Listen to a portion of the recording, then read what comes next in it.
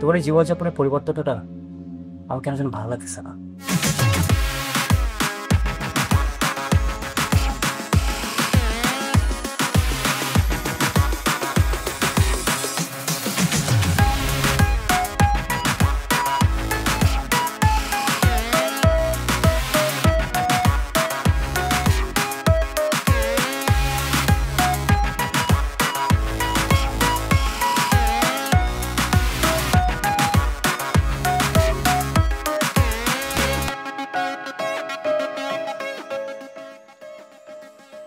এত দেরি? আহা, আচ্ছা তারা কিসের তোমার? শোনো, তোমার আমার জন্য একটা কাজ করে দিতে হবে। একটা কাজ? আপাতত একটা। কি সেই কাজটা?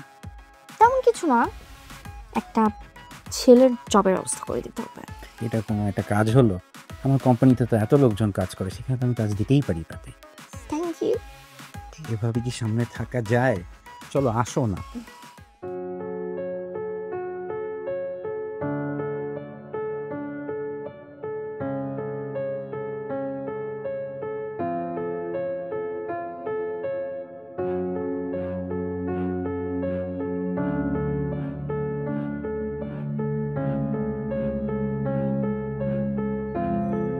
কেমন?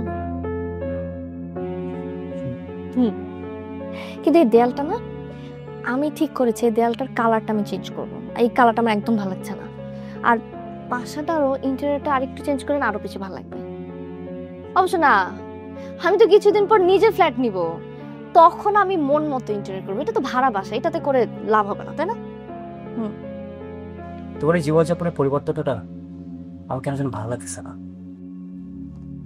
চলো, তুমি কি জেলাস? জেলাস? আমি কেন জেলাস হব? তুমি ভালো থাকলেই তো আমারও ভালো লাগবে। কিন্তু তুমি একটু বেশি ভাবছো। এই বাসার যাবতীয় সব খরচ আমার অফিস বেয়ার করছে। তুমি তো 2 সপ্তাহ ধরে অফিসেই যাও না। হ্যাঁ, কারণ তো আমি ওই চাকরিটা করছি না, আমি তো নতুন চাকরি। ও, তোমাকে তো বলাই হয়নি। তাহলে তুমি এখন কোথায় চাকরি করছো? এটা কানাডিয়ান কোম্পানিতে আছে এখন, এই জন্যই তো রাতে একটু বিজি থাকি, রাতে কাজ করতে হয়। বেশ ভালো, কিন্তু আমার কেন যেন কোন একটা ইগোর মনে হচ্ছে, আমি জানি না কেন। এই যে কর্তা সাহেব, আপনি একটু বেশি ভাবছেন। আর তাছাড়া তোমার যখন জব হয়ে যাবে তখন তো আমি আমার জব ছেড়ে দিচ্ছি, তাই না?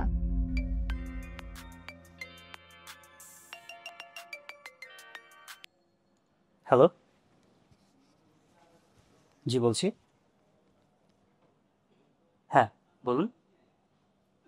কিন্তু আমি তো অনলাইন গ্রুপে কোনো সিভি ড্রপ করিনি কখনো। আচ্ছা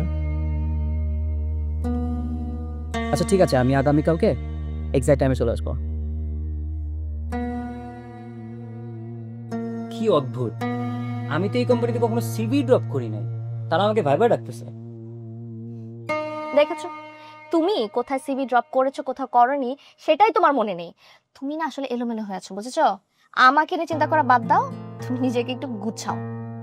আসলে এটাই দরকার। আচ্ছা এখন বলো, এই দেয়ালটাতে আসলে কি কালার করলে ভালো লাগবে? তোমার কোনটা ফেভারিট? আমার তো মনে হয় এখানে স্কাই ব্লু খুব ভালো লাগবে।